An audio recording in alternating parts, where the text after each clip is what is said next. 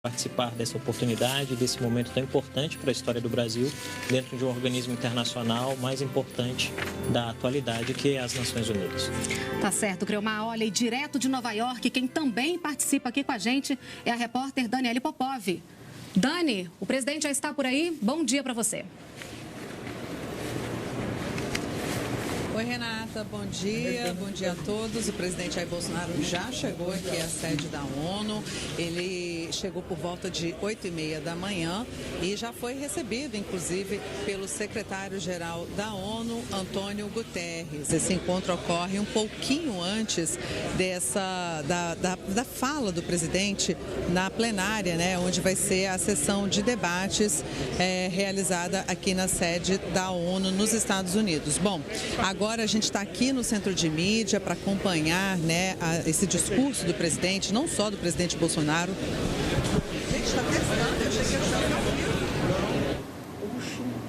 Bom, nós tivemos aí um pequeno imprevisto, mas vamos dar continuidade aqui ao nosso programa. Paulo.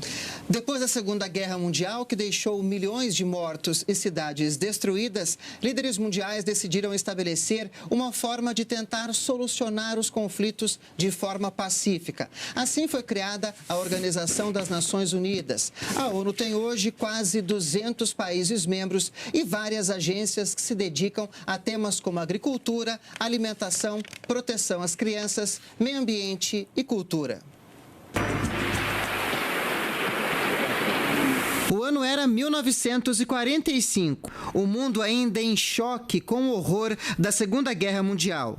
Foi neste momento que os líderes decidiram criar as Nações Unidas.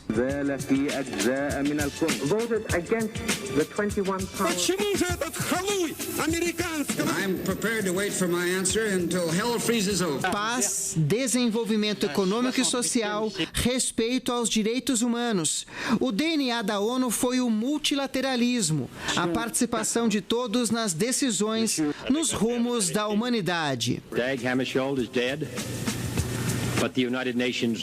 Enquanto a sede da ONU era construída em Nova York, entre o fim da década de 40 e o começo dos anos 50, as Assembleias Gerais já ocorriam com a liderança de um brasileiro, o diplomata Oswaldo Aranha. My decisions, even though they be personal, will be inspired in my duty toward you, in the adherence of Brazil to her traditions of historic impartiality and juridical culture, and last but not least, in my country's faithful support of the United Nations. Oswaldo Aranha foi ministro das Relações Exteriores do Brasil durante o governo de Getúlio Vargas entre 1938 e 1944, antes da criação das Nações Unidas.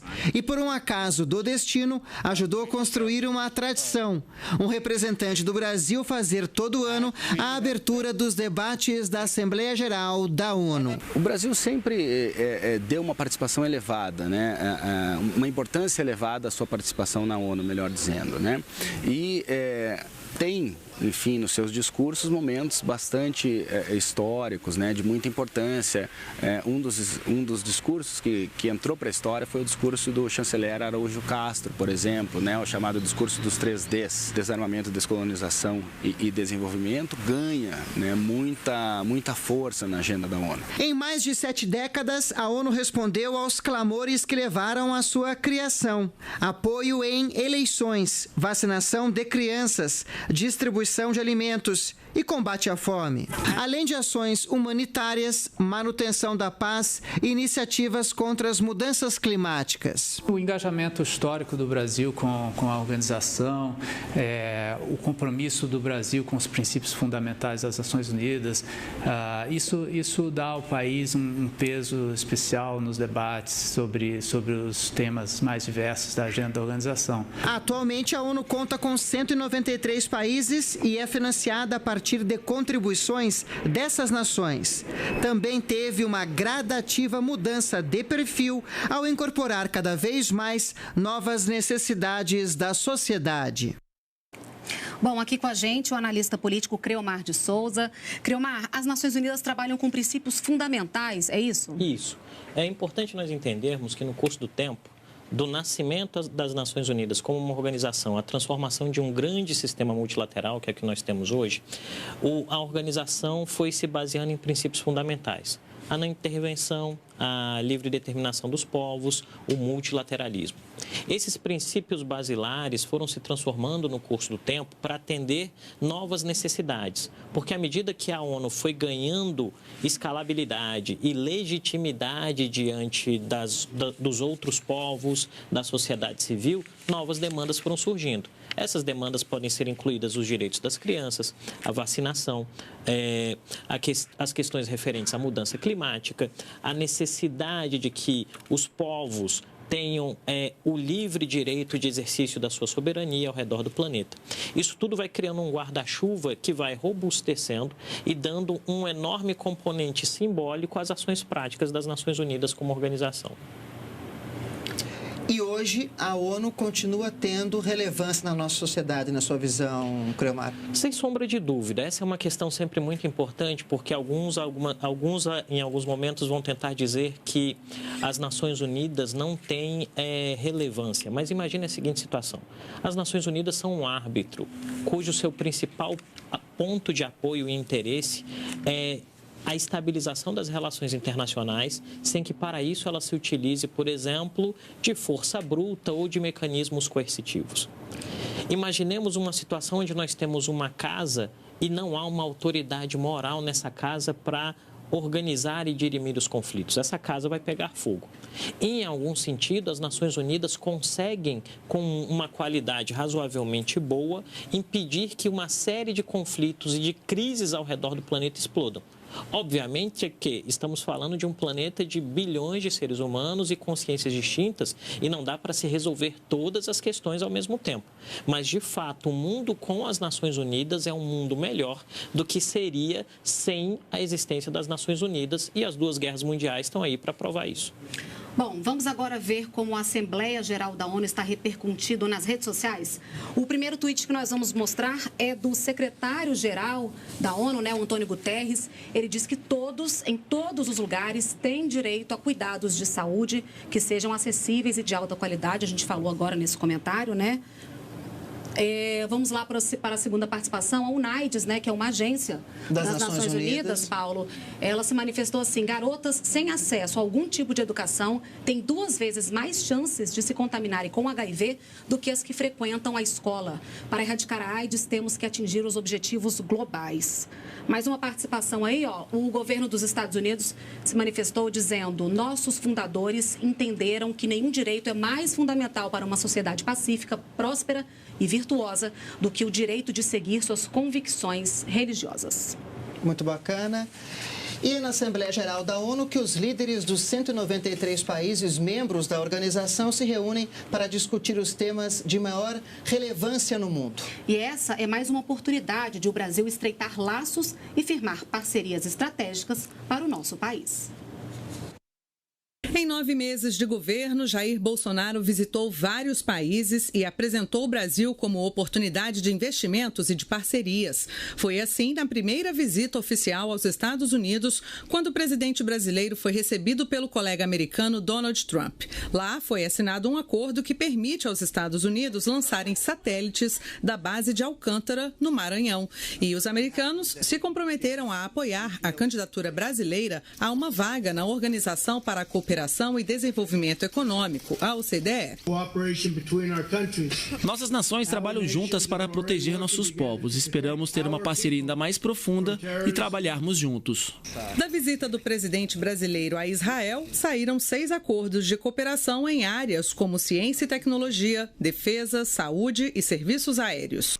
É com essas parcerias, com esse casamento e com essa confiança, é que nós podemos fazer muita coisa para Brasil, Israel e para o mundo também. No Chile, Bolsonaro abriu as portas para parcerias. Vamos a Vamos enviar simultaneamente aos nossos congressos um pedido para aprovar o Acordo de Livre Comércio.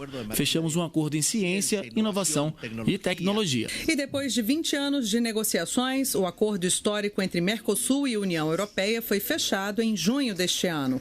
Segundo o presidente Jair Bolsonaro, essa é uma das mais importantes parcerias comerciais de todos os tempos e trará benefícios enormes para a nossa economia. Opinião compartilhada por especialistas. Isso vai trazer resultados extraordinários no longo prazo para o Brasil, tanto na inovação, nos diversos produtos, como na ampliação do comércio. Além de participar da cúpula do Mercosul, o presidente brasileiro também esteve em outros encontros importantes, como o Fórum Econômico Mundial, realizado em Davos, na Suíça, e a cúpula do G20, realizada em Osaka, no Japão. E a participação do Brasil na ONU, por ter destaque justamente na abertura da Assembleia Geral, serve para chamar atenção para a nossa pauta interna.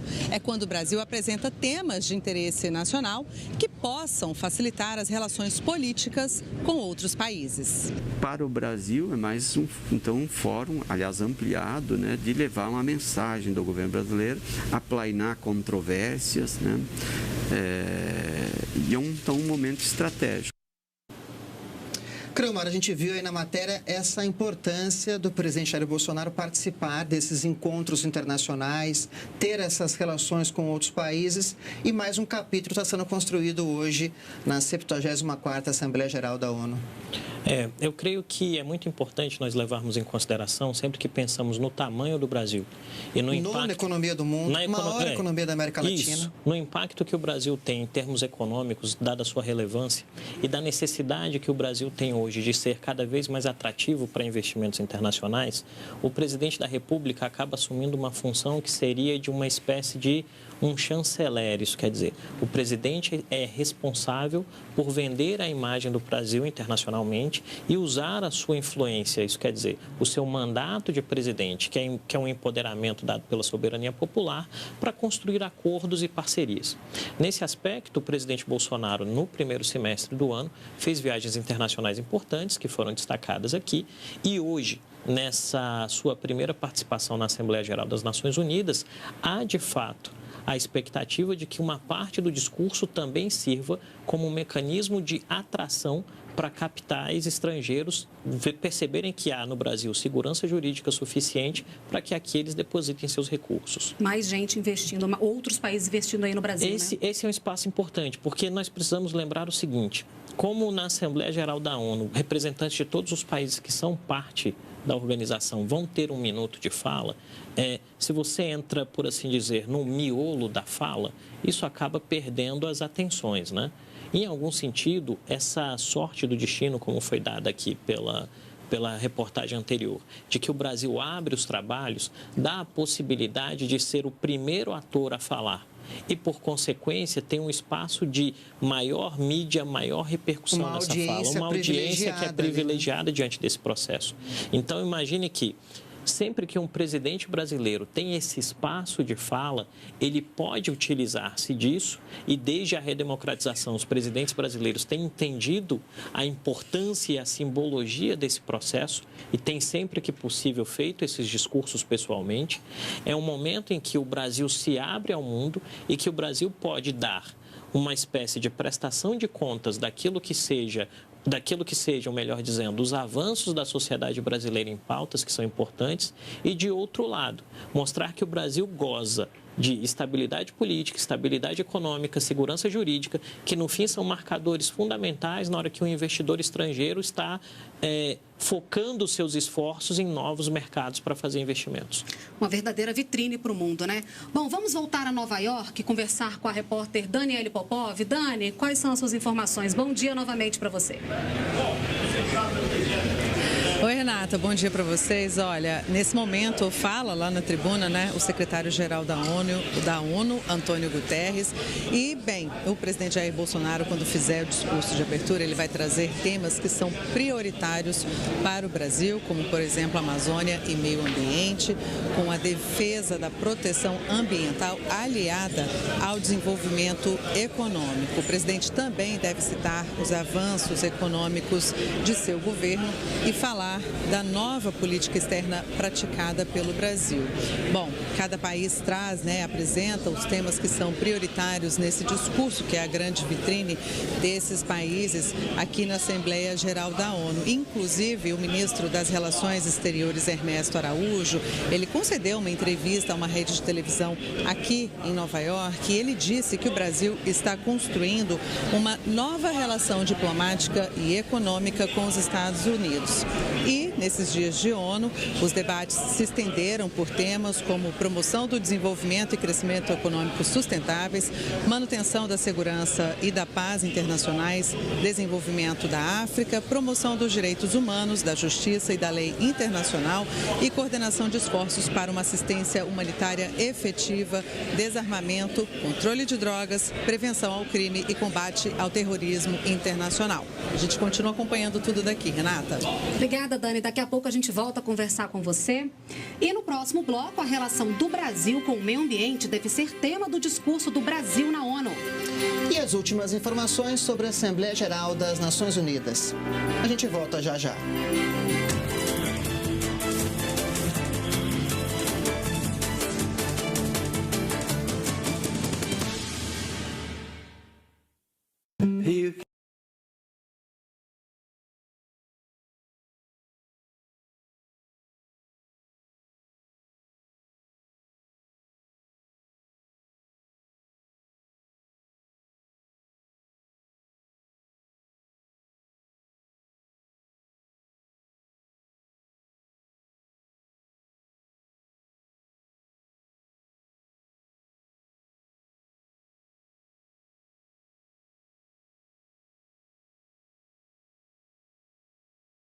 Passa a ser associada à TV Brasil. Você vai ver as belezas do norte do país, conhecer a cultura e as curiosidades da região.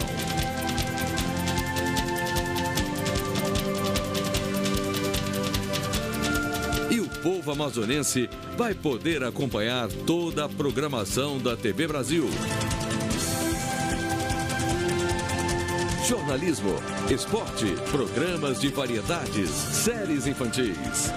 TV Brasil e TV Encontro das Águas. Emissoras da Rede Nacional de Comunicação Pública.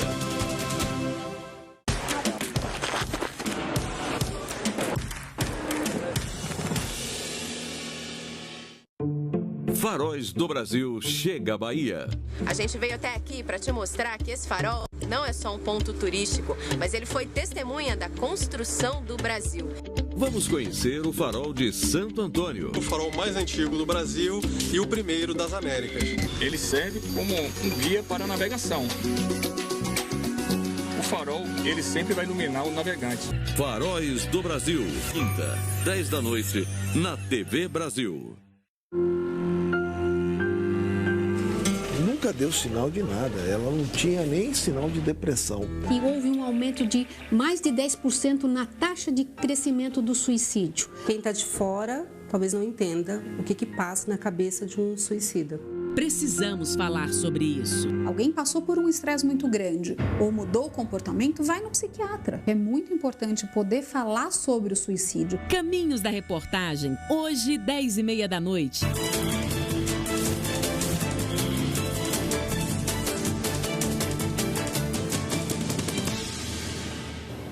Estamos de volta com a cobertura da Assembleia Geral das Nações Unidas. O presidente brasileiro vai fazer o discurso de abertura dos debates da ONU em Nova York daqui a pouquinho. Vamos ver imagens ao vivo da plenária? Nesse momento, o secretário-geral Antônio Guterres, Paulo, está discursando. Está abrindo a sessão de debates da 74ª Assembleia Geral da ONU.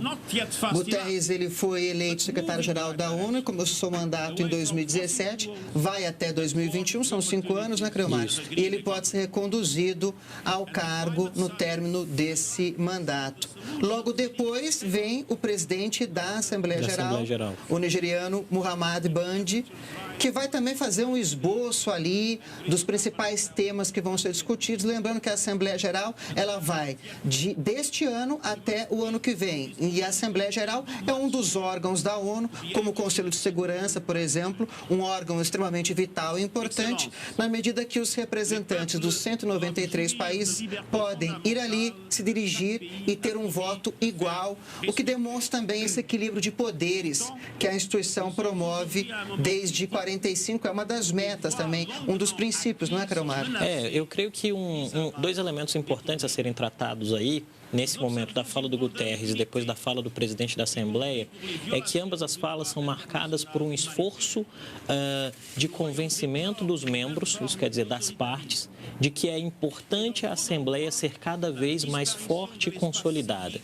Porque quando a gente pensa, e isso é importante para aquele que nos assiste em casa, quando nós pensamos nas Nações Unidas, elas têm dois órgãos que são, em algum sentido, complementares. Você tem a Assembleia, onde cada Estado representado é um voto, e aí parte de um princípio de igualdade, e você tem um Conselho de Segurança que trata de temas mais delicados, e nesse órgão em específico você tem que os 5 grandes, por assim dizer, Estados Unidos, Grã-Bretanha, Rússia, França e China, têm mais poder que os outros.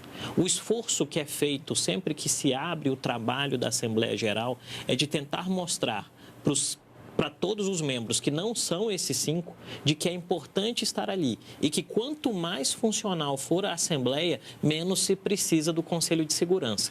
Esse esforço é uma construção de diálogo e, nesse sentido, a fala do Brasil ao iniciar o processo da Assembleia mostra também que um Estado que não é um desses 5 membros e que é um Estado que tem capacidade de interlocução com todos os membros da Assembleia, vai ao púlpito e dá o seu recado no sentido de convidar o resto da Assembleia a fazer o mesmo. E esse reforço de uma lógica de igualdade entre as partes é a missão que acaba caindo sob os ombros do representante brasileiro nos últimos 74 anos. Então, geralmente, esse é o teor do discurso aí do secretário-geral. Sim. É uma espécie, em parte, é prestação de contas e, de outro lado, é um convite para o futuro. Porque a função do secretário-geral, no fim das contas, é manter o ânimo dos membros no investimento da ideia. Porque imagina a dificuldade que é você articular mais de 190 países e colocá-los na mesma direção. E não por acaso o Guterres, que tem uma biografia que é muito marcada por essa lógica de construção de arranjos multilaterais, assume essa função em um momento que é de transição para as Nações Unidas, né? As Nações Unidas têm passado por uma mudança de agenda, assumindo os objetivos de desenvolvimento, assumindo essa transição de uma economia cinza, como o Guterres muito bem diz, para uma economia verde, e esse esforço de engajamento e, em alguma medida, de estreitamento dos entes é um desafio enorme. Com certeza. Bom, vamos voltar a falar então com a repórter Daniele Popov. Dani, como é que está a movimentação por aí? Oi, Renata. A gente está em expectativa aqui, né, para o discurso do presidente Jair Bolsonaro. Ele fala depois do secretário-geral, como vocês mostraram aí. A gente está acompanhando aqui também no centro de mídia, né? São várias televisões espalhadas por aqui para que a mídia do mundo inteiro acompanhe, né, os seus respectivos chefes de Estado, enfim, seus presidentes, falando aqui na sessão de debates, que tem esse nome, mas na verdade essa sessão de debates é um momento, né, para que cada líder, cada chefe de Estado, cada presidente possa apresentar aí a sua visão, né, as suas intenções, o que é que o Brasil, no caso do nosso país, o que é que o Brasil pensa, né, sobre diversos temas. E como a gente já falou aqui, o presidente vai trazer, né, as questões ambientais no seu discurso, né, meio ambiente, desenvolvimento sustentável, a nova política externa e também a economia, tudo que vem sendo feito desde o início do governo do presidente Jair Bolsonaro. Portanto, a gente continua aqui e vamos trazendo também cada detalhe a partir do momento que as coisas vão acontecendo. Renata? Tá certo, Dani. Obrigada pelas suas informações. Como a Dani falou, né, Paulo, e o presidente também já adiantou, antes mesmo de viajar, o discurso dele deve ter foco na relação aí Brasil e meio ambiente. É um tema relevante, está sendo discutido internacionalmente por muitos países, né, Creomar? E a Amazônia e a preservação do meio ambiente estão entre os destaques, como falamos aqui, como a Daniele também disse, nesta mensagem, nesse discurso que o presidente vai fazer e levar do Brasil para a ONU. Proteção ao meio ambiente, fontes de energias renováveis e desenvolvimento econômico sustentável são alguns dos temas que o Brasil deve levar à Assembleia da ONU. Segundo o ministro do Meio Ambiente, o Brasil é um país que tem bons exemplos para mostrar ao mundo. O Brasil tem um excelente histórico de preservação ambiental. Um país que preservou 84% do seu bioma Amazônia, tem 60% da sua vegetação nativa nos seus 6 biomas em todo o país preservados. Nós temos um código florestal que é exemplo de norma de ocupação ambiental para o mundo. O governo brasileiro vai apresentar ainda prioridades da nova política ambiental, aliar preservação do meio ambiente e desenvolvimento econômico. A expectativa é levar oportunidades para 20 milhões de brasileiros que vivem na região amazônica. O governo tem muita coisa importante para mostrar, não só as reformas econômicas que o Brasil tanto precisava e o governo está fazendo, e não há recursos para cuidar do meio ambiente se você não tiver um ciclo de prosperidade econômica, enfim, recursos para poder prestar esse importante serviço ao mundo. A defesa da soberania brasileira na região amazônica também deve ser ponto importante para o governo nas Nações Unidas. Para os 193 países que participam dos debates, o Brasil vai mostrar ações como a presença das Forças Armadas nas fronteiras e no combate ao desmatamento na floresta. Entre as últimas medidas está a Operação Verde Brasil, que combate incêndios e crimes ambientais na Amazônia. Em menos de um mês de trabalho, mais de 10 milhões de reais em multas foram aplicadas por crimes ambientais e quase 500 focos de incêndio foram contidos. As Forças Armadas dão sempre para o Brasil, para a população brasileira, uma resposta muito rápida. O resultado já no final de agosto, início de setembro, com a operação, já caíram bastante os números em relação a possíveis focos de incêndio. E o ministro do Meio Ambiente, Ricardo Salles, que também já está em Nova York participando de vários debates sobre preservação da floresta, anunciou que o Brasil agora vai receber apoio para um fundo do Banco Interamericano de Desenvolvimento. O BID vai captar recursos para ações de bioeconomia na Amazônia. O Banco Interamericano de Desenvolvimento está estruturando com o governo brasileiro, inclusive com a ajuda do BNDES. É um fundo que vai captar recursos, não só de entes governamentais, mas também do setor privado, empresas e corporações, dando a sua contribuição para que nós desenvolvamos no Brasil a agenda de bioeconomia, ligada a toda a parte de pesquisa, para o cosmético, para a parte de farmacêutica, toda a indústria ligada com aquele potencial da Amazônia, a tão prometida agenda da bioeconomia e que outros não souberam colocar de pé no passado. O Brasil tem muita coisa para mostrar na Assembleia da ONU. Nós somos o país mais sustentável, com grandes práticas. O que nós vamos mostrar é não só aquilo que nós já temos feito, mas também tudo aquilo que nós podemos fazer. E parte daquilo que nós podemos fazer, dentro do Acordo de Paris que o Brasil se manteve, é dizer aos países desenvolvidos, aqueles que têm mais recursos e que prometeram por ocasião do Acordo de Paris, que dariam a partir do ano que vem 100 bilhões de dólares para os países em desenvolvimento, e dentre eles o Brasil, o principal deles, porque tem a maior floresta e o maior acervo de ativos ambientais. Eles dariam 100 bilhões de dólares por ano para que nós puséssemos essa agenda de pé. E essa é uma mensagem de demonstrar justamente como nós vamos colocar essa agenda de pé e cobrar a colocação desses recursos. E o ministro de Minas e Energia, Bento Albuquerque, também acompanha o presidente Jair Bolsonaro na ONU. Ele conversou com nossa equipe antes de viajar para Nova York e afirmou que o Brasil é reconhecido pela Agência Internacional de Energia como um exemplo de energia renovável.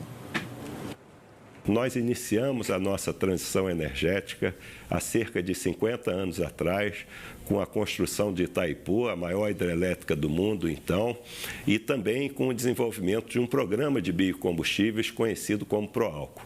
Hoje temos o RenovaBio, considerado o maior programa de biocombustíveis do mundo e que contribui muito para a descarbonização não só do Brasil, mas como do planeta como um todo, né? Com elevados investimentos e com resultados bastante positivos. Creomar, eu penso que essa diversificação da matriz energética brasileira, essa questão ambiental é um dos grandes soft powers, ou seja, um dos grandes poderes brandos que o Brasil tem em relação ao resto da humanidade, uma atração dos estrangeiros. Quando você conversa com um estrangeiro, ele destaca essa questão do Brasil ter esse acervo ambiental no país. Eu penso que isso é uma coisa que o mundo sempre vê o Brasil com essa questão. O Brasil é uma potência ambiental, isso é um fato. Né? Não só pela quantidade de florestas que nós temos, de área preservada, de recursos potenciais a serem explorados. E o que nós percebemos é que, de meados dos anos 90 para cá, o Brasil sempre foi, para o bem e para o mal, protagonista em todo tipo de discussão que envolve meio ambiente e preservação em escala global. Em alguns momentos, as administrações conseguiram fazer isso de maneira positiva. Em outros momentos, nós tivemos que lidar com ações de explicação devido a críticas que têm um componente político, mas tem também interesses econômicos. Talvez o grande espaço e momento que o presidente Jair Bolsonaro tem agora é para fazer essa prestação de contas via Assembleia Geral da ONU e mostrar que o Brasil possui marcos regulatórios muito claros, que o Brasil possui uma política ambiental estruturada e que o Brasil é exemplo para o mundo e que o Brasil busca, não só porque é um novo governo, mas porque é um momento, é uma situação de acordo da sociedade, que assim escolheu através do voto, conciliar desenvolvimento com preservação, porque no fundo nós temos também um problema que é bastante importante, que é o fato de milhões de brasileiros que vivem em áreas de floresta e que não têm milhões de brasileiros e que não têm acesso a recursos públicos e a políticas públicas de qualidade. Nesse aspecto, talvez fique a lição de que tão importante quanto fazer seja mostrar, né? Parafraseando um dito popular, não basta a ave colocar os ovos, né? É preciso que ela cacareje quando faz. E nesse aspecto, talvez a grande lição que fique para o governo nesse seu primeiro ano e nesse momento de primeira fala na Assembleia Geral é dizer, olha, o elemento ambiental não foi deixado de lado. Né? É importante, central para o governo. É importante que o governo consiga centrar um discurso e diga, nós não deixamos o componente ambiental de lado, nós estamos fazendo ajustes, e esses ajustes são resultados de uma demanda popular eleitoral que resultou na vitória desse governo, e o que nós temos a mostrar é isso. Esse tipo de calibragem, e isso é importante para quem está nos assistindo, é um elemento fundamental quando a gente está falando de política internacional.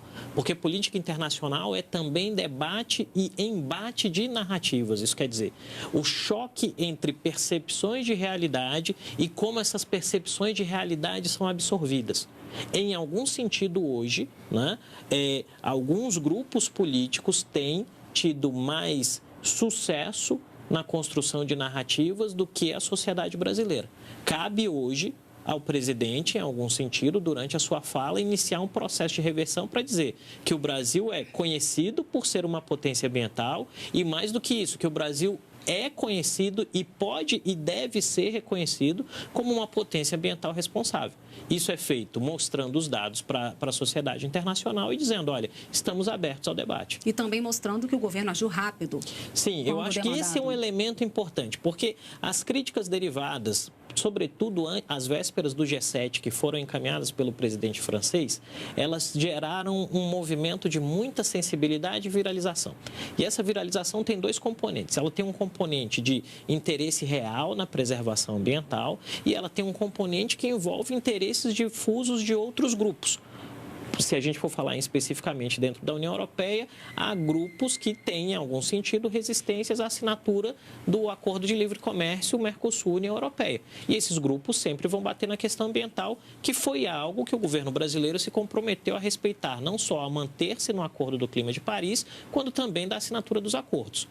Aonde está o desafio aí? O desafio está no fato de que, por alguma característica, o governo perdeu o timing da primeira resposta.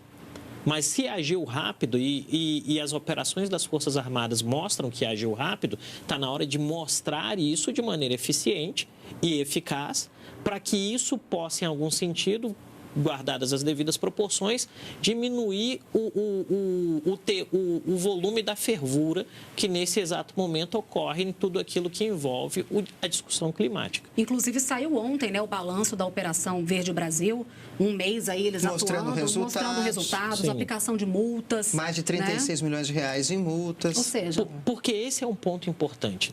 Como a questão ambiental... A própria garantia da lei da ordem ambiental, sim, que até então era inédita. E esses são elementos importantes. Imagine o seguinte, para quem observa de fora a questão ambiental... Agora, o discurso do presidente também deve reforçar todas essas questões, mas salientando a questão da soberania. Quer dizer, o Brasil, junto com outros países sul-americanos, detém a Amazônia Legal, a floresta amazônica. O Brasil, de longe, é o que possui a maior parte desse bioma. Então, essa questão da soberania também, penso eu, é uma questão que vai ser apontada pelo presidente em seu discurso. Eu creio que sim, porque isso está no DNA do próprio presidente, em termos de construção da sua análise. E aí, só para fechar o ponto que eu estava falando anteriormente, para quem olha de fora, é importante que hajam mecanismos, luzes, né, que deem, em algum sentido, um ponto de orientação. E, nesse aspecto, a prestação de contas da Operação Brasil Verde, a própria explicação do impacto que tem a GLO em termos de legislação brasileira, tem que ser explicado porque o estrangeiro, muitas vezes, não sabe. À medida que isso é feito, você junta esses elementos com o tópico soberania nacional, dizendo, olha, não só é um direito do Brasil ter a responsabilidade e a posse desse território, como, complementarmente, a partir de uma escolha da sociedade via Constituição de 88, o Brasil optou, nas últimas 5 décadas, por fazer isso da forma mais responsável possível. Tá certo. Vamos dar uma olhadinha, então, para ver como é que está a movimentação das redes sociais, a repercussão da Assembleia Geral da ONU. Vamos lá. Antônio Guterres, o secretário-geral da ONU, disse que antes da cúpula da ONU, 87 grandes empresas estabeleceram metas climáticas ambiciosas. Estamos começando a ver a transição de uma economia cinza para uma economia verde. A gente falou isso aqui, né, Creomar? Outro post é o presidente da 74ª Assembleia Geral, que é o Mohamed Bandi, falando que a educação pode destravar comportamento inclusivo e ecologicamente amigável desde a tenra idade. Fiji está liderando o caminho com ambição. E mais um post aí é do presidente da Turquia, o Erdogan, disse que tudo o que é oferecido em benefício do homem na terra é uma confiança que nos é dada. Temos que protegê-la da melhor maneira possível até entregarmos a confiança ao seu próximo proprietário. Bom, desde janeiro deste ano, o novo governo tem trabalhado em novas medidas para alavancar a economia. Foram lançadas ações para modernizar e reduzir a burocracia do Estado, além da preservação do projeto, além da apresentação do projeto da nova Previdência, que aguarda a aprovação no Senado. E os impactos são redução nos juros e na inflação, geração de empregos e aumento da confiança para investimentos. Esses resultados devem ser destacados pelo presidente Bolsonaro lá na ONU. Uma série de medidas na área econômica deve aquecer a economia brasileira e promover o desenvolvimento sustentável no Brasil.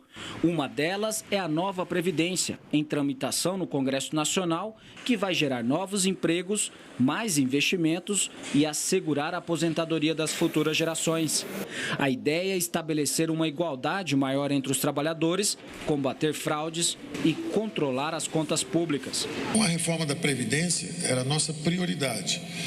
Ela está praticamente entregue, ela está agora com o Congresso, que está justamente o Senado, que está analisando a inclusão de estados e municípios, o que é excelente. São mais 350 milhões de gastos públicos que serão cortados nos próximos 10 anos, quer dizer, que não serão gastos e que vão enriquecer bastante essa reforma. Outra medida de estímulo à economia é a liberação para saques de contas ativas e inativas do Fundo de Garantia por Tempo de Serviço, o FGTS. A iniciativa, que pode injetar 42 bilhões de reais na economia até 2020, não onera os empregadores e não retira nenhum direito dos trabalhadores. Só nos últimos mês e meio, desde que a medida foi feita, 12 milhões de brasileiros sacaram 5 bilhões de reais. Ações também de modernização do Estado vêm sendo tomadas para mudar a vida do brasileiro. Pela internet, por exemplo, é possível ter acesso a serviços públicos, como a emissão de um certificado internacional de vacinação. Com o compromisso de desburocratizar o país, o governo pretende digitalizar praticamente todos os serviços. Agora sim, o presidente Jair Bolsonaro vai discursar na ONU. Vamos acompanhar ao vivo. Presidente Jair Bolsonaro. Primeiro, obrigado a Deus pela minha vida, pela missão de presidir o Brasil e pela oportunidade de restabelecer a verdade, o que é bom para todos nós.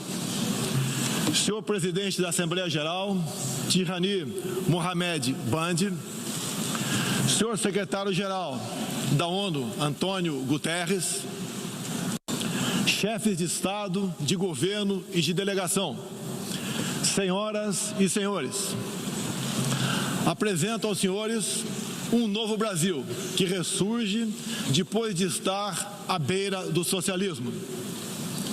Um Brasil que está sendo reconstruído a partir dos anseios e dos ideais de seu povo.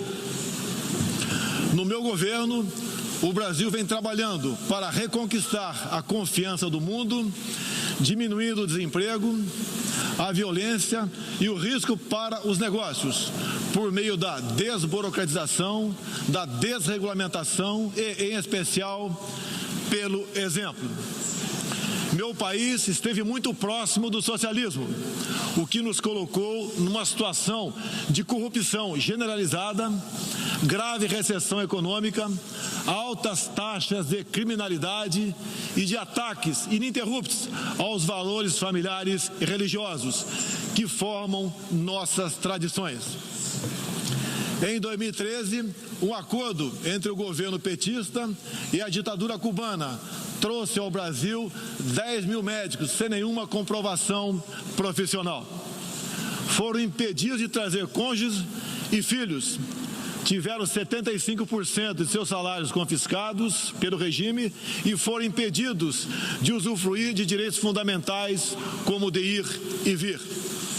Um verdadeiro trabalho escravo, acreditem.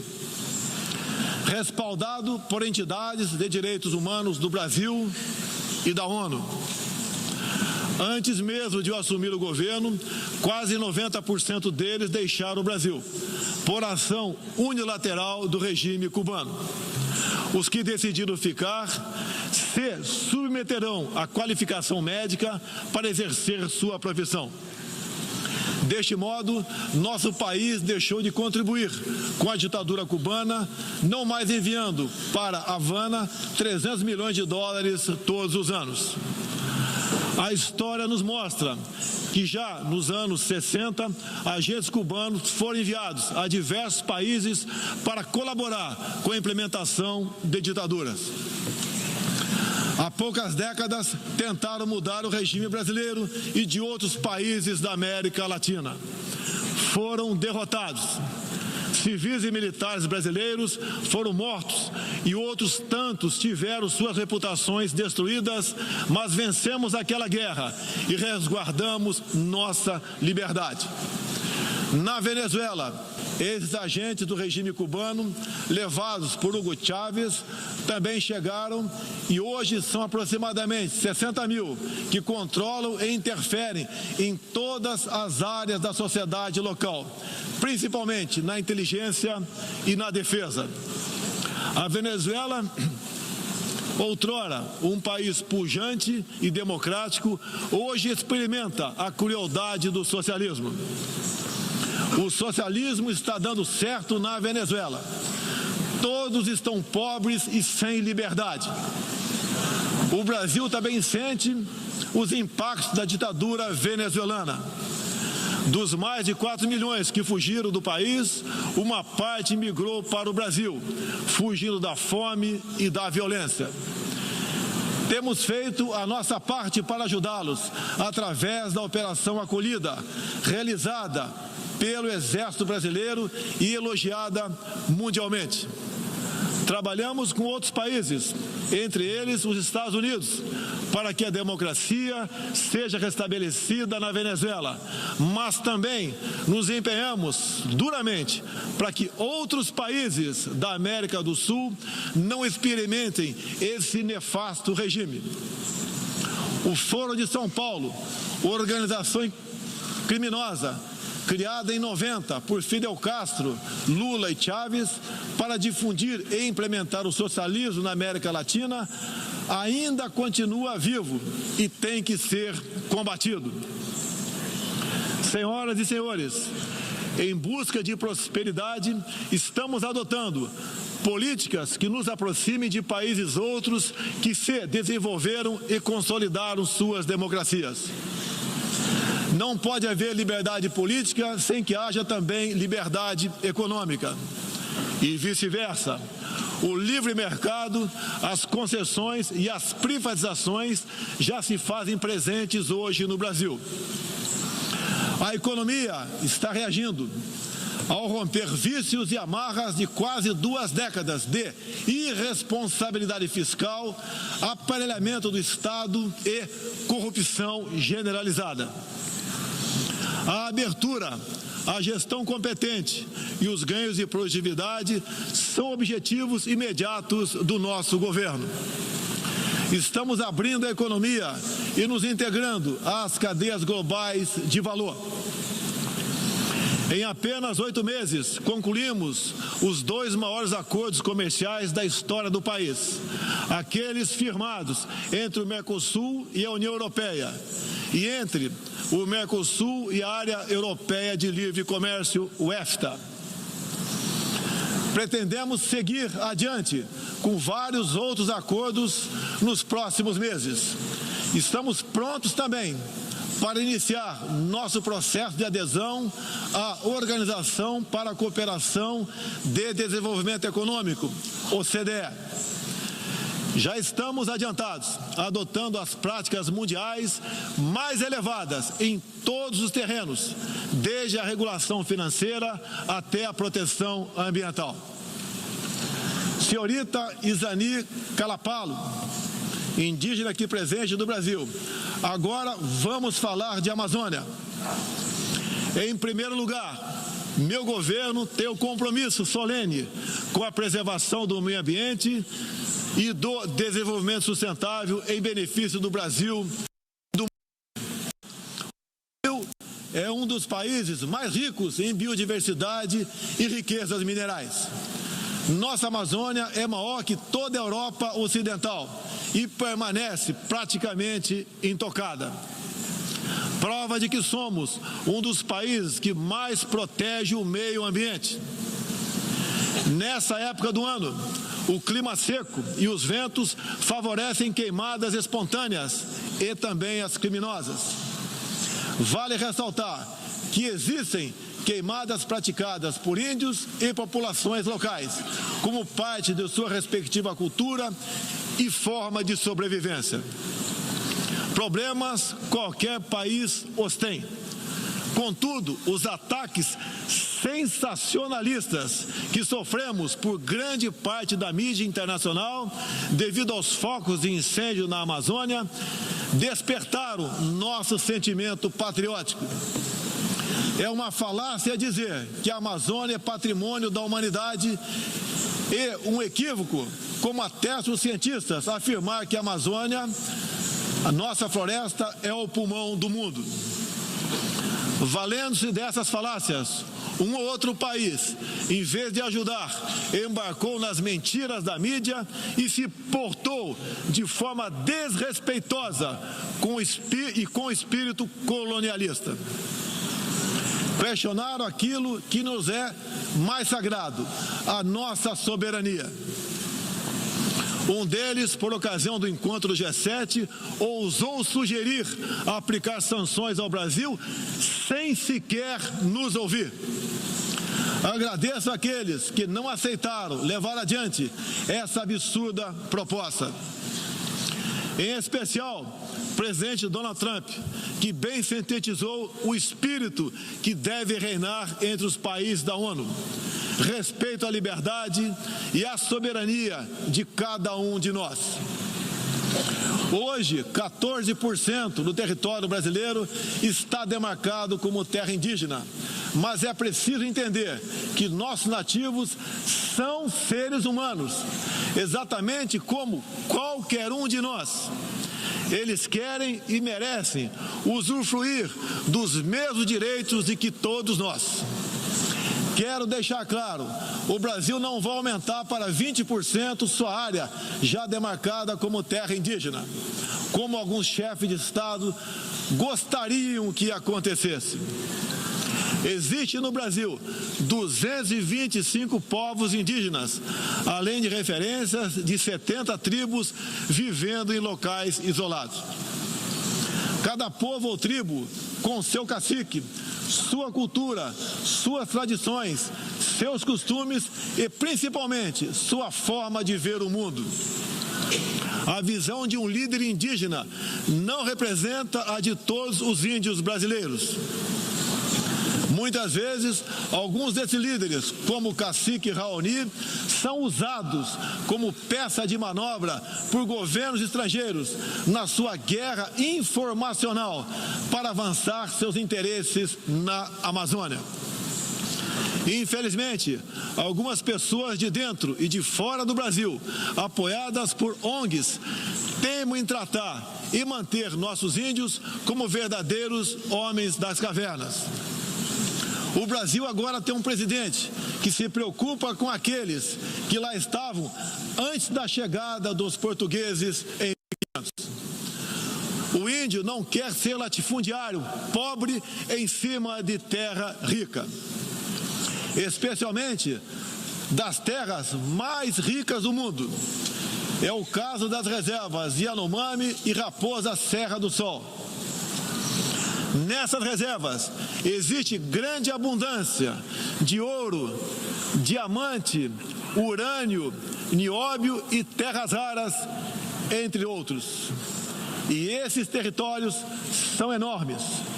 A reserva Yanomami sozinha conta com aproximadamente 95 mil quilômetros quadrados, o equivalente ao tamanho de Portugal ou da Hungria, embora apenas 15 mil índios vivam nessa área. Isso demonstra que os que nos atacam não estão preocupados com o ser humano índio, mas sim com as riquezas minerais e a biodiversidade existentes nessas áreas. E para mostrar aos senhores que não existe uma autoridade única entre os índios, eu quero ler uma carta aqui de grande parte das comunidades indígenas endereçadas para os senhores. O grupo de agricultores indígenas do Brasil, formado por diversas etnias e com representantes por todas as unidades da federação, que habitam uma área de mais de 30 milhões de hectares do território brasileiro, vem respeitosamente perante a sociedade brasileira endossar apoio total e restrito à indígena Izani Calapalo, aqui presente, do Parque Indígena do Xingu, Mato Grosso, que a mesma possa, na Assembleia das Nações Unidas, em Nova York, Estados Unidos, externar toda a realidade vivida pelos povos indígenas do Brasil, bem como trazer à tona o atual quadro de mentiras propagado pela mídia nacional e internacional, que insistem em fazer dos povos indígenas do Brasil uma reserva de mercado sem fim, atendendo interesses estrangeiros de países que ainda enxergam no Brasil uma colônia, sem regras e sem soberania. O Brasil possui 14% do seu território nacional regularizado como terras indígenas e muitas comunidades estão sedentas para que o desenvolvimento dessa parte do Brasil finalmente ocorra sem amarras ideológicas ou burocráticas. Isso facilitará o alcance de uma maior qualidade de vida nas áreas do empreendedorismo, saúde e educação. Uma nova política indigenista no Brasil é necessária. O tempo urge. Medidas arrojadas podem e devem ser incentivadas na busca pela autonomia econômica dos indígenas. Certamente que, se um conjunto de decisões vier nesse sentido, poderemos vislumbrar um novo modelo para a questão indígena brasileira. Um novo tempo para as comunidades indígenas é fundamental. A situação de extrema pobreza em que se encontram, sobrevivendo tão somente do Bolsa Família e de cestas básicas, nunca representou dignidade e desenvolvimento. O ambientalismo radical e o indigenismo ultrapassado e fora de sintonia com o que querem os povos indígenas representam o atraso, a marginalização e a completa ausência de cidadania. A realidade ora posta impõe que o mundo, na arena da Assembleia das Nações Unidas, possa conhecer nossos desejos e aspirações na voz da indígena Izani Kalapalo, que transmitirá o real quadro do meio ambiente e das comunidades indígenas brasileiras. Portanto, Izani Kalapalo goza de confiança e do prestígio da liderança indígena interessada em desenvolvimento, empoderamento e protagonismo, estando apta para representar as etnias relacionadas anexas, que são 52. Acabou o monopólio do senhor Raoni. A Organização das Nações Unidas teve papel fundamental na superação do colonialismo e não pode aceitar que essa mentalidade regresse a estas salas e corredores sob qualquer pretexto. Não podemos esquecer que o mundo necessita ser alimentado. A França e a Alemanha, por exemplo, usam mais de 50% de seus territórios para a agricultura. Já o Brasil usa apenas 8% de terras para a produção de alimentos. 61% do nosso território é preservado. Nossa política é de tolerância zero para com a criminalidade, aí incluídos os crimes ambientais. Quero reafirmar minha posição de que qualquer iniciativa de ajuda ou apoio à preservação da floresta amazônica ou de outros biomas deve ser tratado em pleno respeito à soberania brasileira. Também rechaçamos as tentativas de instrumentalizar a questão ambiental ou a política indigenista em prol de interesses políticos e econômicos externos, em especial os disfarçados de boas intenções. Estamos prontos para, em parcerias e agregando valor, aproveitar de forma sustentável todo o nosso potencial. O Brasil reafirma seu compromisso intransigente com os mais altos padrões de direitos humanos, com a defesa da democracia e da liberdade de expressão religiosa e de imprensa. É um compromisso que caminha junto com o combate à corrupção e à criminalidade, demandas urgentes da sociedade brasileira. Seguiremos contribuindo dentro e fora das Nações Unidas para a construção de um mundo onde não haja impunidade, esconderijo ou abrigo para criminosos e corruptos. Em meu governo, o terrorista Cesare Battisti fugiu do Brasil, foi preso na Bolívia e extraditado para a Itália. Outros 3 terroristas paraguaios e um chileno que viviam no Brasil como refugiados políticos também foram devolvidos aos seus respectivos países.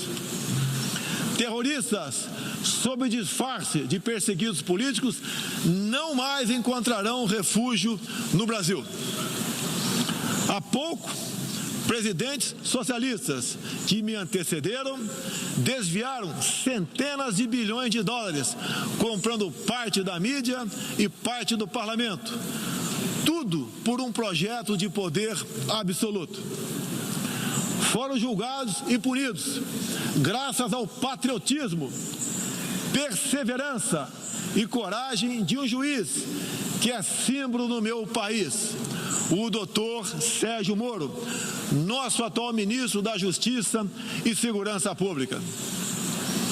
Esses presidentes também transferiram boa parte desses recursos para outros países, com a finalidade de promover e implementar projetos semelhantes em toda a região.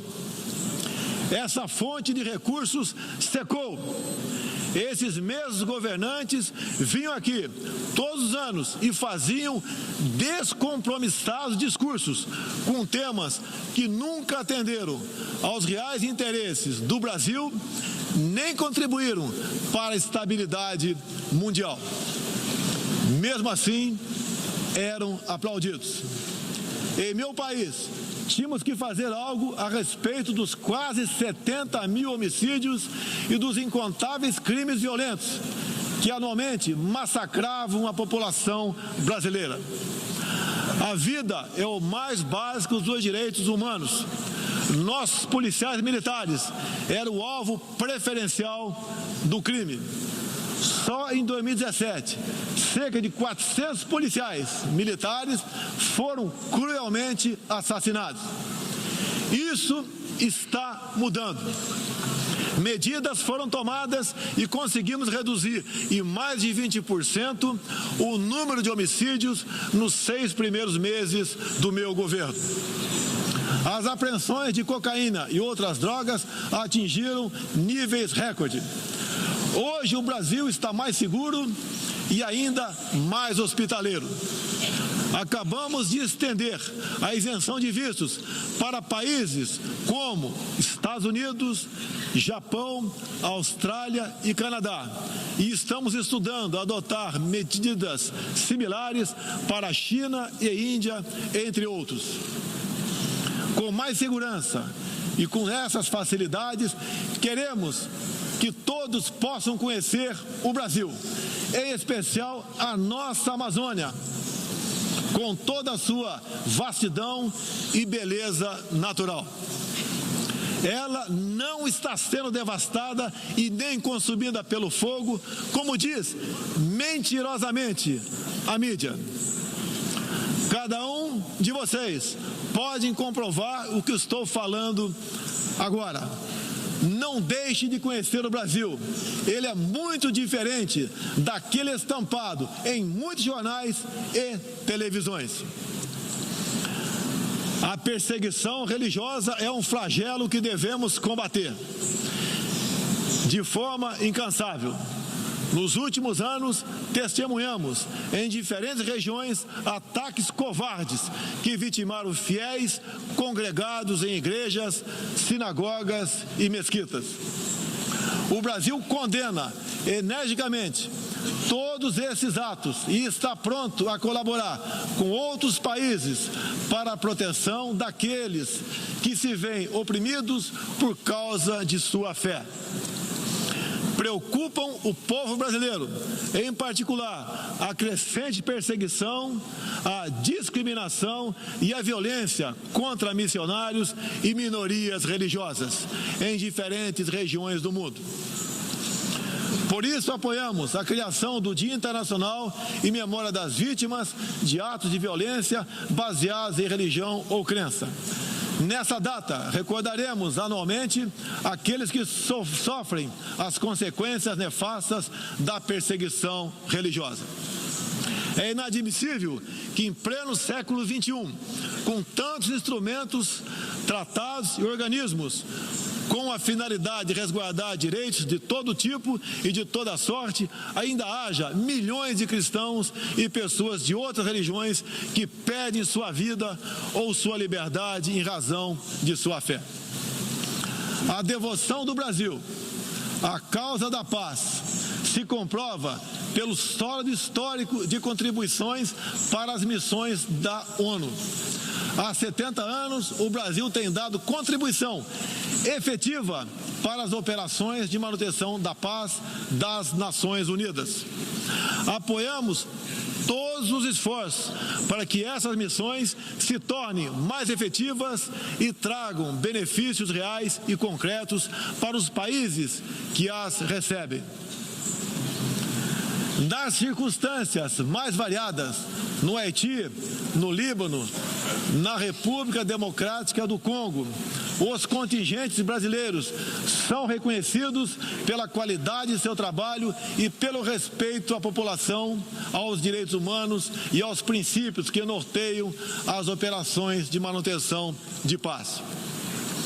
Reafirmo nossa disposição de manter contribuição concreta às missões da ONU, inclusive no que diz respeito ao treinamento e à capacitação de tropas, área em que temos reconhecida experiência.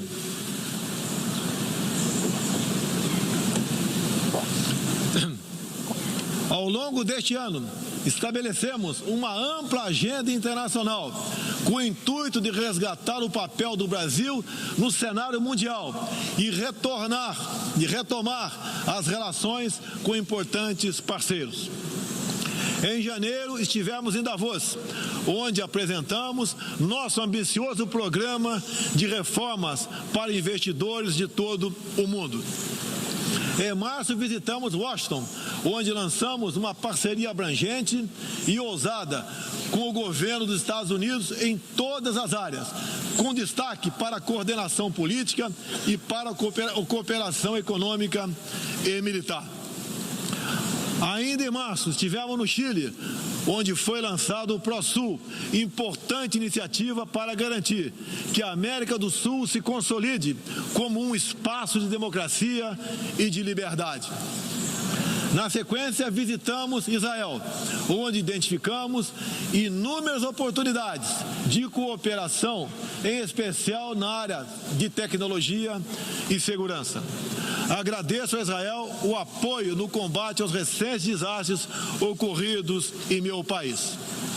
Visitamos também um de nossos grandes parceiros no Cone Sul, a Argentina, com o presidente Maurício Macri e nossos sócios do Uruguai e do Paraguai, afastamos do Mercosul a ideologia e conquistamos importantes vitórias comerciais ao concluir negociações que já se arrastavam por décadas. Ainda este ano, visitaremos importantes parceiros asiáticos, tanto no Extremo Oriente quanto no Oriente Médio. Essas visitas reforçarão a amizade e o aprofundamento das relações com Japão, China, Arábia Saudita, Emirados Árabes e Catar. Pretendemos seguir o mesmo caminho com todo o mundo árabe e a Ásia. Também estamos ansiosos para visitar nossos parceiros e amigos na África, na Oceania e na Europa. Como os senhores podem ver, o Brasil é um país aberto ao mundo em busca de parcerias com todos os que tenham interesse de trabalhar pela prosperidade, pela paz e pela liberdade. Senhoras e senhores, o Brasil que represento é um país que está se reerguendo, revigorando parcerias e reconquistando sua confiança política e econômica. Estamos preparados para assumir as responsabilidades que nos cabem no sistema internacional. Durante as últimas décadas, nos deixamos seduzir, sem perceber, por sistemas ideológicos de pensamento que não buscavam a verdade, mas o poder absoluto. A ideologia se instalou no terreno da cultura, da educação e da mídia, dominando meios de comunicação, universidades e escolas. A ideologia invadiu nossos lares para investir contra a célula máter de qualquer sociedade saudável, a família. Tento ainda destruir a inocência de nossas crianças, pervertendo até mesmo identidade mais básica e elementar, a biológica. O politicamente correto passou a dominar o debate público para expulsar a racionalidade e substituí-la pela manipulação, pela repetição de clichês e pelas palavras de ordem. A ideologia invadiu a própria alma humana, para dela expulsar Deus e a dignidade com que Ele nos revestiu. E, com esses métodos, essa ideologia sempre deixou um rastro de morte, ignorância e miséria por onde passou. Sou prova viva disso. Fui covardemente esfaqueado por um militante de esquerda e só sobrevivi por um milagre de Deus. Mais uma vez, agradeço a Deus pela minha vida. A ONU pode ajudar a derrotar o ambiente materialista e ideológico que compromete alguns princípios básicos da dignidade humana. Essa organização foi criada para promover a paz entre nações soberanas e o progresso social com liberdade, conforme o preâmbulo de sua carta. Nas questões do clima, da democracia, dos direitos humanos, da igualdade de direitos e deveres entre homens e mulheres e em tantas outras, tudo o que precisamos é isso: contemplar a verdade seguindo João 8,32. E conhecereis a verdade e a verdade vos libertará. Todos os nossos instrumentos, nacionais e internacionais, devem estar direcionados, em última instância, para esse objetivo. Não estamos aqui para apagar nacionalidades e soberanias, em nome de um interesse global abstrato. Esta não é a organização do interesse global, é a Organização das Nações Unidas. Assim deve permanecer. Com humildade e confiante no poder libertador da verdade, estejam certos de que poderão contar com este novo Brasil que aqui apresento aos senhores e senhoras. Agradeço a todos pela graça e pela glória de Deus. Meu muito obrigado.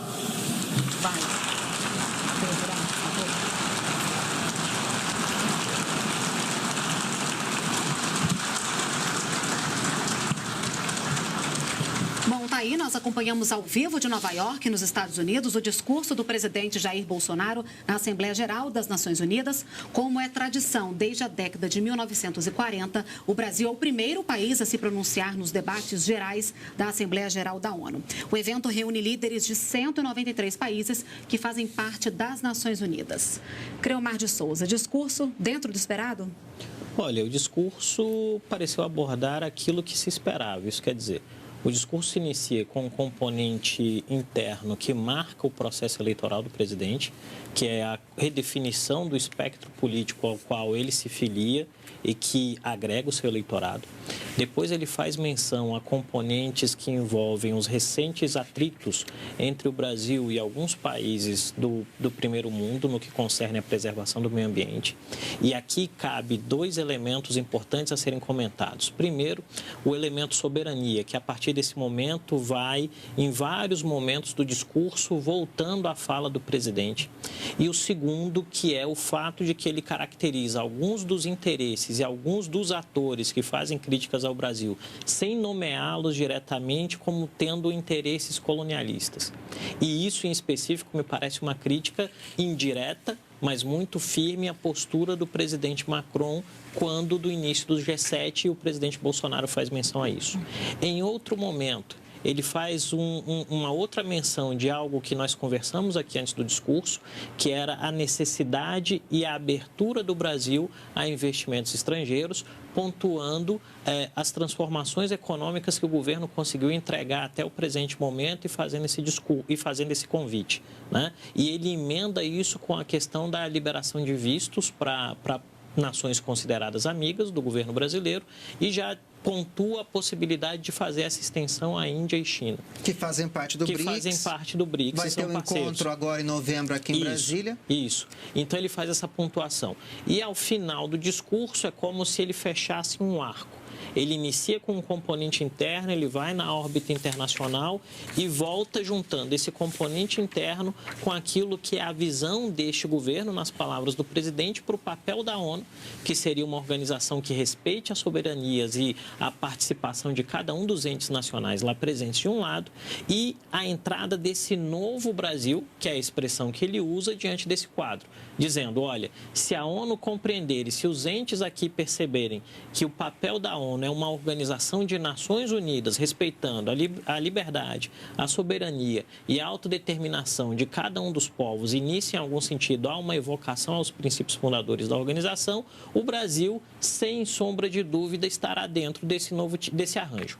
Né? Acho que esses são os elementos principais para a gente destacar nesse nascimento do discurso. No final do discurso, o presidente fala que o Brasil está aberto ao mundo em busca de parceria, prosperidade e liberdade, que acaba reiterando isso que você disse. Sim. E ele enfocou muito uma coisa, o presidente Jair Bolsonaro enfocou muito uma coisa que já havia sendo dito pelo governo brasileiro em relação à questão da Amazônia. O Brasil está aberto, sim, a contribuições de fora, quer fazer parcerias com esses países para promover o desenvolvimento socioambiental, econômico e a preservação do meio ambiente. Quer dizer, o Brasil não está fechado a parcerias.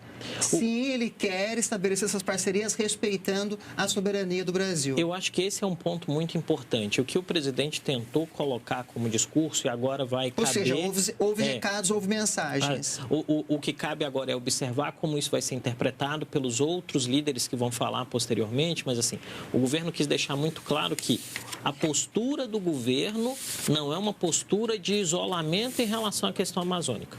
A postura do governo é uma postura de convite à cooperação no que diz respeito à questão amazônica. Mas a postura do governo é uma postura que é de um convite em que tem-se muito claro que a posse, o uso e os destinos, em última instância, estão sob a soberania brasileira. Isso é que o governo tentou deixar claro. Agora, a questão é ver como isso vai ser interpretado e absorvido pelos entes que vão falar posteriormente, em específico aqueles que diretamente receberam alguns recados da presidência. Olha, e o presidente Bolsonaro abriu o discurso destacando o novo Brasil que está reconquistando a confiança dos brasileiros e do mundo, graças a medidas como a abertura do mercado que a gente falou aqui agora há pouco. No meu governo, o Brasil vem trabalhando para reconquistar a confiança do mundo, diminuindo o desemprego, a violência e o risco para os negócios, por meio da desburocratização, da desregulamentação e, em especial, pelo exemplo. Meu país esteve muito próximo do socialismo, o que nos colocou numa situação de corrupção generalizada, grave recessão econômica, altas taxas de criminalidade e de ataques ininterruptos aos valores familiares e religiosos que formam nossas tradições. Esse ponto, Cremar, eu acho que é um ponto interessante, quer dizer, essa retomada da confiança dos investidores estrangeiros no Brasil. Uma prova é que, nestes 9 meses do governo do presidente Jair Bolsonaro, ocorreram 26 concessões de ativos nas mais diferentes áreas. Isso trouxe para o Brasil investimentos, vai trazer investimentos significativos no decorrer dos próximos 30 anos. E o Brasil veio de uma crise econômica profunda em 2015, 2016, 7% de queda do PIB. Então, eu acho que essa questão também foi um aceno do presidente, quer dizer, o Brasil ele está recuperando-se em termos econômicos e o Brasil ele pode receber essa atenção e deve receber essa atenção dos investidores para dar continuidade a essa retomada da economia. Em algum sentido, o discurso do presidente nesse tópico em específico é um reforço da agenda construída e coadunada com a sociedade brasileira quando ainda da eleição, né? A ideia é desburocratizar, desregulamentar e tornar mais ágil as estruturas econômicas para que isso redunde em crescimento e diminuição do desemprego. Quando o presidente faz essa menção clara durante o discurso, ele está dizendo, olha, comunidade internacional, aquilo que nós coadunamos lá atrás com a sociedade que nos levou à vitória eleitoral, nós estamos fazendo, né?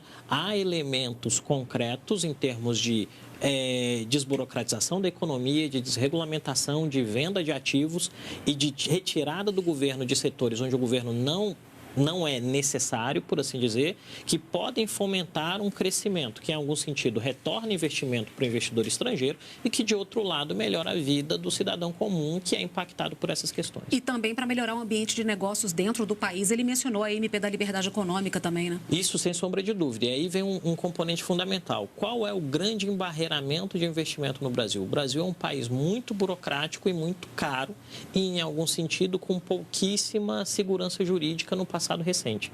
Ações como a construída pela MP da Liberdade Econômica tendem, em algum sentido, a deixar menos desanuviado o horizonte de negócios para aquele que é o empreendedor nacional de um lado e para aquele que é o investidor estrangeiro de outro. E isso, em algum sentido, na percepção do governo, pode redundar em um processo de maior entrada de capital produtivo.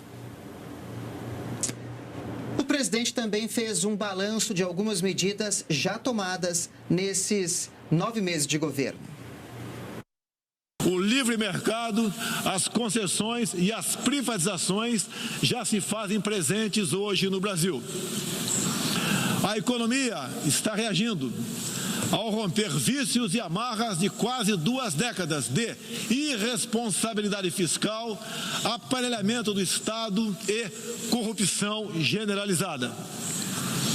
A abertura, a gestão competente e os ganhos de produtividade são objetivos imediatos do nosso governo. Estamos abrindo a economia e nos integrando às cadeias globais de valor.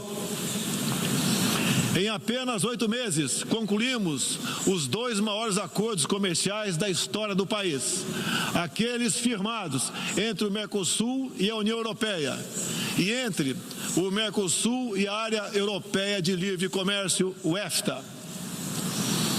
Pretendemos seguir adiante com vários outros acordos nos próximos meses. Estamos prontos também para iniciar nosso processo de adesão à Organização para a Cooperação de Desenvolvimento Econômico, OCDE. Já estamos adiantados, adotando as práticas mundiais mais elevadas em todos os terrenos, desde a regulação financeira até a proteção ambiental. Creio que esse seja um outro ponto interessante, que é você abrir a economia, integrar essas cadeias produtivas de valor. Isso daí também é uma questão que a Organização para a Cooperação e Desenvolvimento Econômico solicita aos países que tentam integrá-la. São 36 hoje, o Brasil tem esse pleito e o presidente reforçou isso. Como os acordos comerciais também, que são extremamente relevantes, Brasil, Mercosul, União Europeia, um acordo de mais de 20 anos sendo gestado. Eu creio que aí é importante a gente ter em mente dois elementos. Ou seja, como esse dever de casa tem repercussão internacional. A gente tem que ter em mente 2 elementos. O primeiro é a questão do dever de casa. Vamos pensar o seguinte, durante 20 anos, Mercosul e União Europeia não conseguiam fechar um acordo. E esse acordo foi fechado no primeiro semestre do governo Bolsonaro. Isso é um ativo relacional que dá um recado muito claro acerca da vontade que o governo e sua equipe econômica tem de integrar o Brasil nas cadeias produtivas de valor. De outro lado, se isso é uma vontade do governo, é uma vontade da equipe econômica, é uma vontade também da sociedade nacional que fez com que o presidente vencesse a eleição. De outro lado, nós temos como um segundo componente daí derivado a própria necessidade que o Brasil tem de se integrar nas cadeias produtivas globais para que isso resulte em maior qualificação da mão de obra, isso resulte em mais empregabilidade, ganhos de produtividade. Isso resulte em ganhos de produtividade como um todo e em crescimento econômico.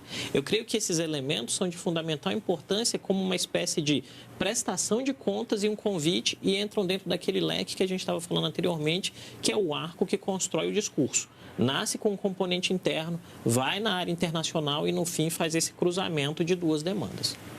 E ao citar as queimadas que ocorreram na região amazônica e que foram notícia no mundo todo, o presidente lembrou que o Brasil usa apenas 8% para a produção de alimentos e que 61% do território é preservado. O Brasil usa apenas 8% de terras para a produção de alimentos. 61% do nosso território é preservado. Nossa política é de tolerância zero para com a criminalidade, aí incluídos os crimes ambientais. Quero reafirmar minha posição de que qualquer iniciativa de ajuda ou apoio à preservação da floresta amazônica ou de outros biomas deve ser tratado em pleno respeito à soberania brasileira. Também rechaçamos as tentativas de instrumentalizar a questão ambiental ou a política indigenista em prol de interesses políticos e econômicos externos, em especial os disfarçados de boas intenções. Estamos prontos para, em parcerias e agregando valor, aproveitar de forma sustentável todo o nosso potencial. O Brasil reafirma seu compromisso intransigente com os mais altos padrões de direitos humanos, com a defesa da democracia e da liberdade de expressão religiosa e de imprensa. É um compromisso que caminha junto com o combate à corrupção e à criminalidade, demandas urgentes da sociedade brasileira. Seguiremos contribuindo, dentro e fora das Nações Unidas, para a construção de um mundo onde não haja impunidade, esconderijo ou abrigo para criminosos e corruptos. Creomar, acho que são dois pontos importantes. O primeiro é essa questão do reforço do governo brasileiro em relação à democracia, às liberdades e o combate à criminalidade e à impunidade. Esses são pontos centrais que o presidente fez questão de ressaltar em seu discurso. E a questão da Amazônia, que nós discutimos aqui a centralidade dessa questão, a questão da soberania e essa comparação entre como o Brasil utiliza a agricultura e promove o desenvolvimento econômico e social sustentável com outros países. O presidente foi claro que a Alemanha e França utilizam 50% do seu território para a produção de alimentos e o Brasil 8%. Eu creio que, começando do segundo ponto, no que concerne a tudo isso que envolve a interpretação e a preservação da Amazônia, o presidente tentou construir uma narrativa educacional. Ele tentou trazer os dados que reforçavam seu ponto de vista e a sua percepção acerca daquilo que é o uso da floresta e o uso de terra agricultável. Nesse aspecto, esse dado de 8% do território para a agricultura e o dado maior de 61% de território ainda preservado servem para mostrar, a partir de um argumento do presidente, de que o Brasil é responsável do ponto de vista ambiental. De outro lado, isso se vincula a uma outra questão que não está nesse trecho, mas que foi falada anteriormente na fala, que é a necessidade de construir qualidade de vida para o cidadão brasileiro, que é uma responsabilidade da Presidência da República.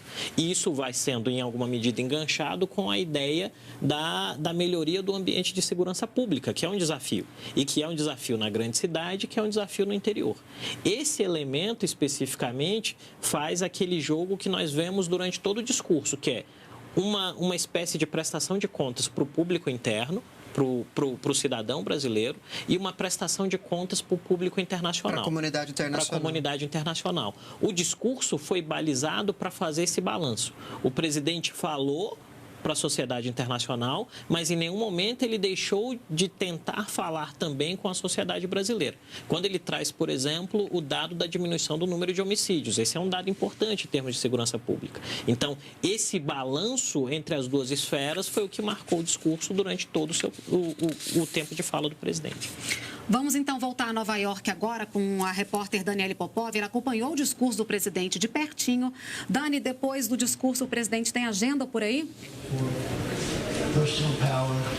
Oi, Renata, olha só, bom, como vocês estão comentando aí já, as falas do presidente Jair Bolsonaro nesse discurso que durou aí quase 30 minutos, antes de falar da agenda dele, eu vou aproveitar o gancho que o professor Creomar deu aí, dizendo sobre a redução da criminalidade, do número de homicídios, Isso foi um destaque no discurso do presidente Jair Bolsonaro, que ele disse que antes nós tínhamos no Brasil 70 mil homicídios e crimes violentos, e isso foi reduzido só nos primeiros 6 meses de governo, segundo Bolsonaro, em 20%, Então, para que ele disse isso, Ele falou que o Brasil está mais seguro e chamou as pessoas, inclusive, para conhecer o Brasil, para conhecer a Amazônia, que tomou aí bastante tempo do discurso do presidente, Então, ele convidou as pessoas para conhecer esse novo Brasil, O Brasil que, segundo o presidente Jair Bolsonaro, tem devoção pela paz, Um país que tem devoção pela paz, e essa essa devoção se comprova pela participação do Brasil em missões de paz das Nações Unidas e o presidente, inclusive, citou algumas delas. Bom, Renata, falando sobre a agenda aqui do presidente, voltando então a falar sobre a agenda de Jair Bolsonaro, ele vai sair aqui da ONU e deve ter um encontro no hotel onde ele está hospedado com o ex-prefeito de Nova York, Rudolph Giuliani.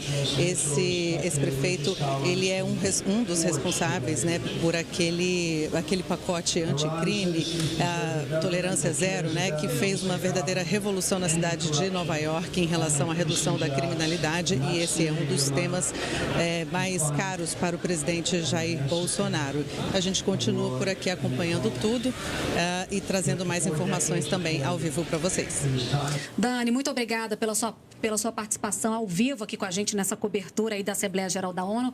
Bom trabalho para você aí em Nova York. Creomar de Souza, analista político, muito obrigada pela sua participação, pelos seus esclarecimentos aqui para a gente. Eu que agradeço, foi um prazer estar aqui com vocês, discutindo temas importantes para a nossa sociedade, e estamos sempre à disposição para fazer esse tipo de diálogo. Tá certo. Bom, você, muito obrigada pela sua companhia. Outras informações sobre a Assembleia Geral das Nações Unidas você acompanha ao longo da programação da TV Brasil e também na Voz do Brasil logo mais às 7 da noite. Tchau.